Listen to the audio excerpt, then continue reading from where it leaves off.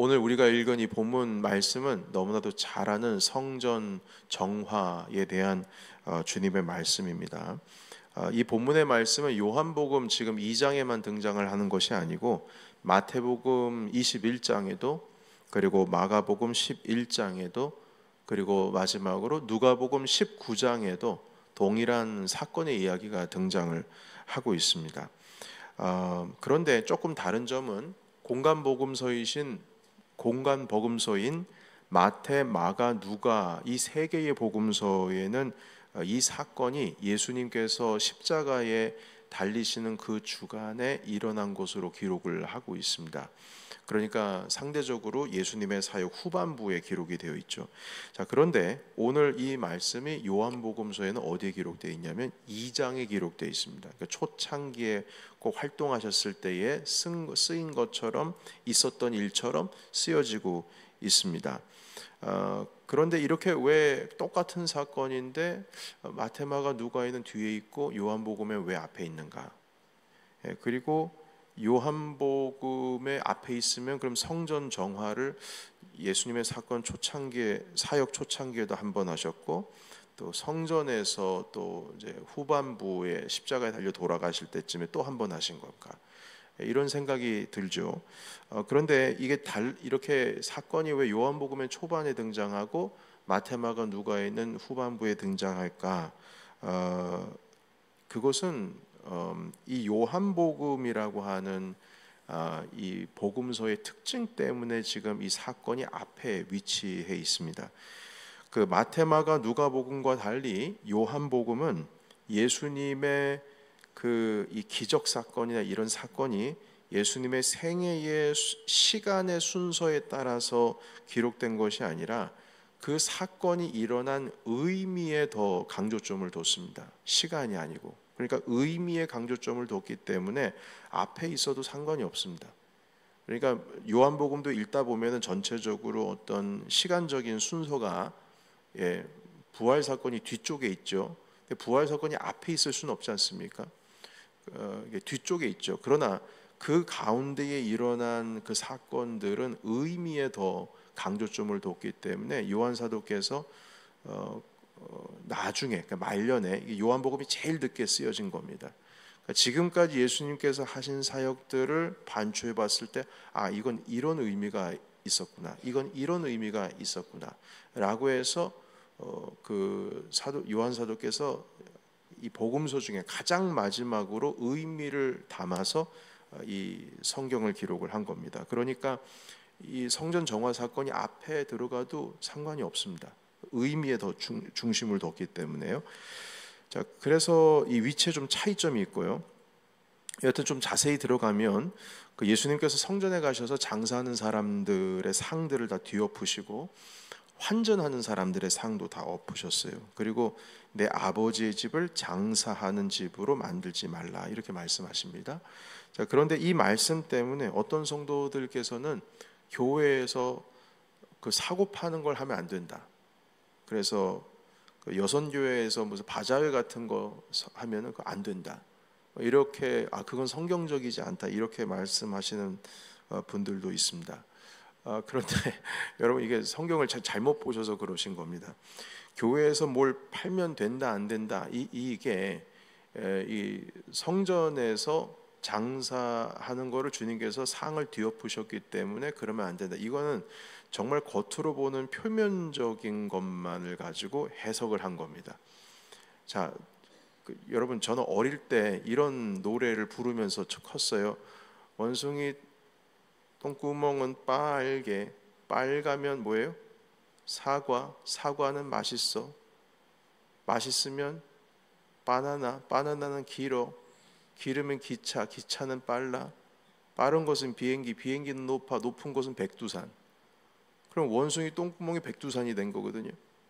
이게 뭐냐면, 뭐 빨가면 다 사과며 빨가면 다 그거냐, 이 말인 거죠. 그러니까 이게 겉으로 표현된 거를 보고 그걸 그냥 거기다 막 짜맞추시면 안 됩니다. 그래서 이 성경 해석을 하는 것도 그냥 이해될 수 있는 범위 안에서 해야지, 본인이 성경을 읽으시고 이거는 그거구나, 이렇게 결론을 내리시면 안 된다, 이 말입니다.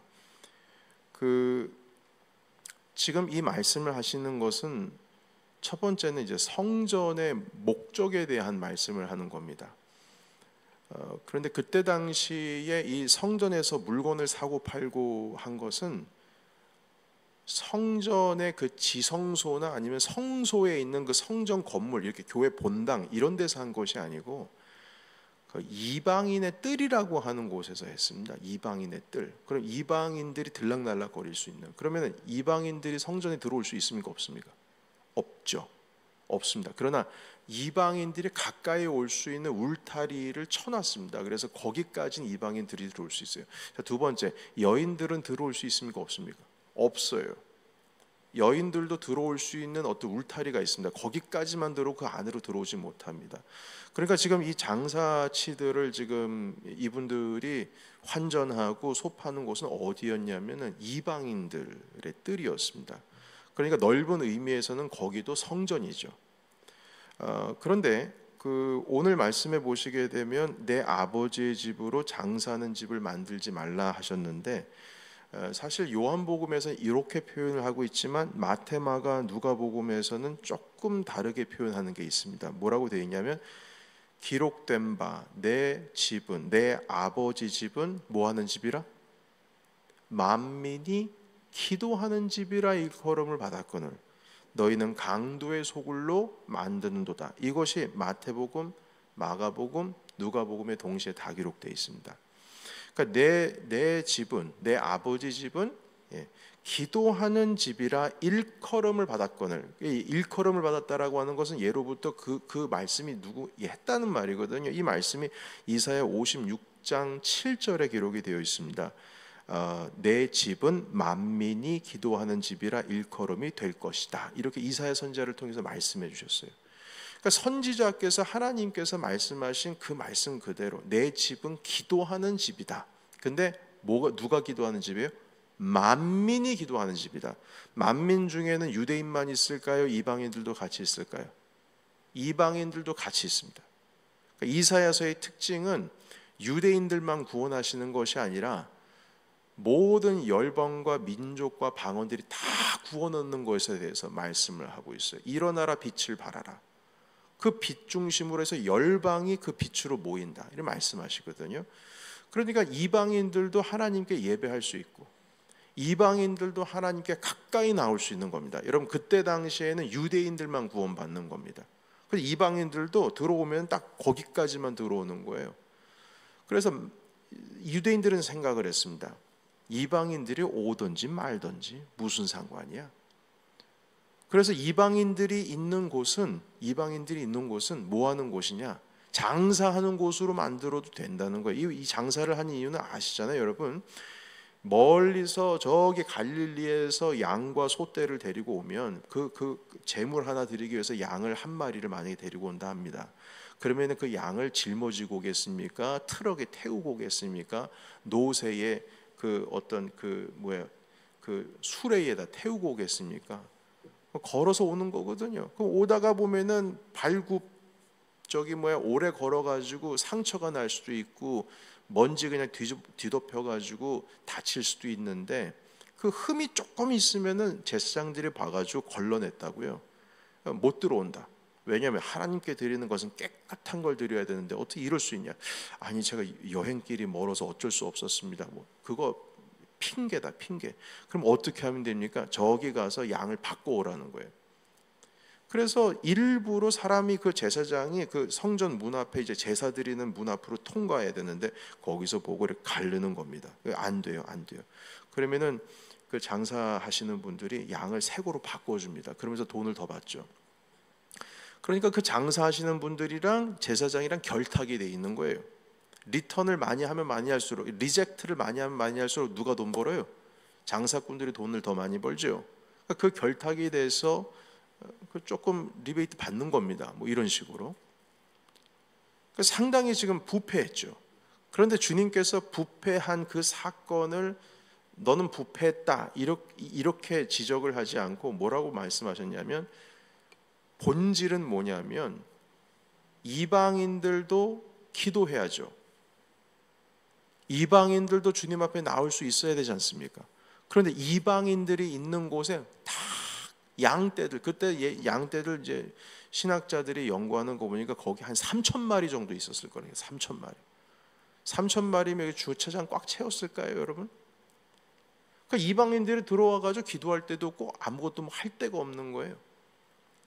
그러니까 이방인들은 완전히 배제하고 자기들만 하나님 아버지 앞에 나아갈 수 있다라고 하고, 그리고 뭐 이 정도의 뭐 비즈니스 하는 거는 아무것도 아닌 것처럼 얘기를 하고 있다는 것이죠. 그래서 만민이 기도하는 집이라 해서 주님께서 강조하신 것은 뭐냐면 만민입니다. 만민. 왜 이방인들을 왜 이렇게 취급하냐? 주님께서 다 들어오게 하라고 하셔서 그 양떼들을 다 내쫓으셨어요. 그러면 누가 들어오겠어요? 이방인들이 들어오겠죠. 그게 첫 번째입니다. 그리고 두 번째는 기도하는 집이라의 강조점을 두셨어요. 여러분, 우리 하나님께서 이사야 선지자를 통해서 내 집은 만민이 기도하는 집이라 일컬음 받을 것이다, 이렇게 말씀하셨는데, 우린 교회, 성전이다 하면 제일 처음으로 뭐 하는 집입니까? 예배하는 집이잖아요. 그런데 왜 하나님께서는 만민이 기도하는 집이라고 하는, 그러니까 성전이라고 하는 것을 definition, 정의를 내릴 때 분명히 그 안에서는 제사를 드리는데 왜 기도하는 집이라 했을까? 그래서 실질적으로 베드로와 요한이 제9시에 성전 미문에 가다가 앉은 그 일어서지 못한, 걷지 못한 사람을 만나서 금과 은이 내게 없지만 내가 내게 있는 건 내게 주리니 나사렛 예수의 이름으로 일어나 걸으라 하셨잖아요. 그래서 일어났지 않습니까? 그 9시, 그러니까 9시라고 하면은 그 히브리 시간으로 9시니까 지금으로 한 3시 정도 되는데, 오후 3시. 그러면 그 시간에 뭐 하러 왜 갔죠? 성전에 왜 갔을까요? 제9시 기도하는 시간에 간 거예요. 그러니까 이 베드로와 요한도 기도하기 위해서 성전을 간 겁니다.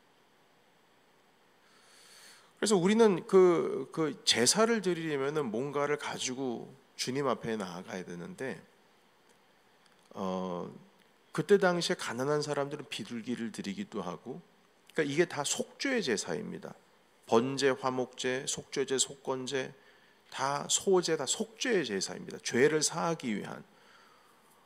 그러면은 여러분, 이스라엘의 전체 인구가 매일 하나님 아버지를 뵙기 위해서 만약에 성전을 가게 되면 갈 때마다 소 한 마리 잡아야 돼, 갈 때마다 양 한 마리 잡아야 되고, 갈 때마다 비둘기 잡아야 돼요.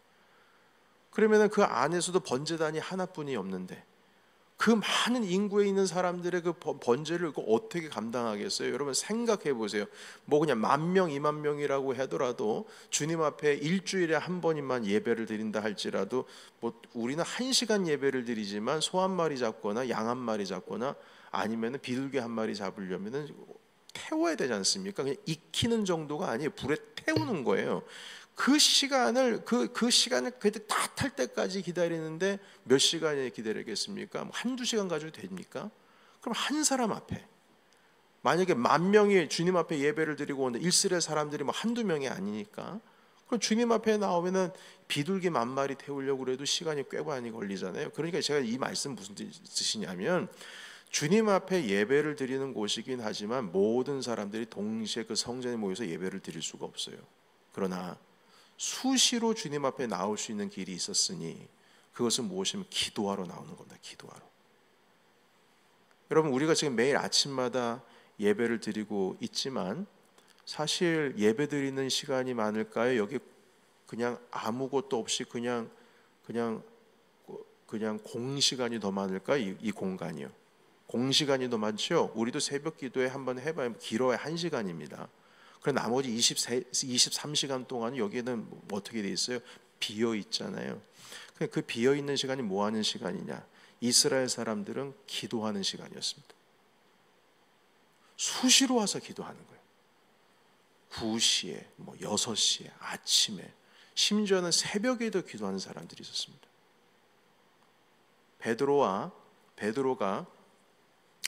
베드로뿐만 아니라 제사장, 그 예수님의 제자들이 그 오순절 다락방에서 성령 받고 나서 복음 전하고 나서 사람들이 계속 복음 전하고 그러니까 한번 잡아가지고 가두기 위해서 데리고 들어갔죠. 그리고 나서 재판을 받는데 하나님 말을 듣는 게 더 낫냐 사람 말을 듣는 게 더 맞냐 해가지고 결국엔 풀어줬거든요. 풀어줬는데 그 풀어준 시간이 한 새벽이었어요. 그리고 나서 이분들이 집에 가지 않고 새벽에 기도하기 위해서 오신 분들을 성전에서 또 복음을 전했어요. 그러니까 이 성전이 아침 새벽부터 시작해가지고 밤 늦은 시간까지 기도하는 사람들로 꽉 차 있었다는 겁니다. 여러분, 그래서 이 내 집은 기도하는 집이라 일컬음을 받을 것이다 라고 하는 그 의미에 있어서 우리가 좀 강조점을 두시면 좋겠어요. 주님의 집은 분명히 예배하는 집입니다. 그러나 하나님 아버지께서 이사야 선지자의 입술을 통해서 말씀하실 때에 그 정의를 기도하는 집이라고 하셨어요. 그러니까 주님께서 이 기도라고 하는 것에 특히나 마음을 두시면서 많은 주님의 백성들이 수시로 주님의 집을 오시기를 간절히 원하시는 거예요. 여러분, 주님 앞에 예배를 드리기 위해서는 비둘기라도 있어야 돼요. 근데 그게 없다 할지라도 주님 앞에 와서 예배할 수 있도록 주님께서 그 문을 열어 두신 것입니다. 말씀 정리하겠습니다. 넘치는 교회는 예배하는 교회이기도 하지만 가장 먼저는 기도하는 주님의 교회인 줄로 믿습니다. 아침에 이 새벽이 깨워지는 것이 이것은 정말 주님의 이사야서에 있는 말씀을 이루시는 말씀이요. 그리고 우리가 1월 19일부터 있을 100일간의 기도 대행진이라고 하는 것도 바로 내 집은 기도하는 집이다 일컬음을 받을 것이여라 하신 주의 말씀을 이루는 것입니다. 오늘 이 아침 가운데 우리 함께 기도하면서 나아가실 때 하나님, 우리 넘치는 교회에 기도의 소리가 가득 차 울리게 하시고 1월 19일부터 4월 26일까지 100일간의 모든 기도를 통하여서 하나님께서 우리에게 베풀어 주실 복과 그리고 평안과 그리고 특별히 우리가 비전으로 품고 있는 주님께서 내게 기적을 경험케 되는 놀라운 일들이 그 100일 가운데에 하나님 넘쳐 흘러갈 수 있도록 주님 인도하여 주시옵소서. 이 마음을 가지고 이 새벽을 깨우신 여러분들께서 함께 기도해 주시면 감사하겠습니다. 이 100일 동안에 어떻게 보면 조금 많이 갈릴 겁니다. 어떤 의미에서 갈리냐면 기도하시는 분들은 기도하실 것이요, 하지 않으시는 분들은 하지 않으실 겁니다. 그러나 제 마음 가운데 소원함은 모두가 다 이 기도 운동 가운데 동참하기를 간절히 원하는데, 가장 어렵고 힘들 때 부자인 사람은 더 부자가 되고, 없는 사람들은 없는 거가 되고, 이 팬데믹 때 우리가 다 이해된 것 아니겠습니까? 그러니까 기도한 자가 더 기도하게 되면 더 풍성한 은혜가 이루어질 것이요, 기도가 풍성할 때에 기도가 없으면 또 상대적으로 빈약한 영적인 평강이 있을 것입니다.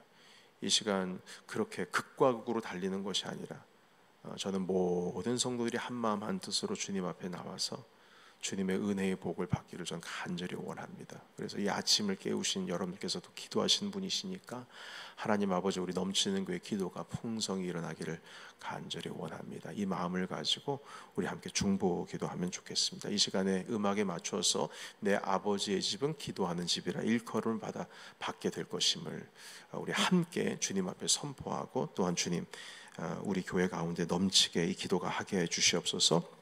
같이 함께 기도하기를 원합니다. 기도하겠습니다.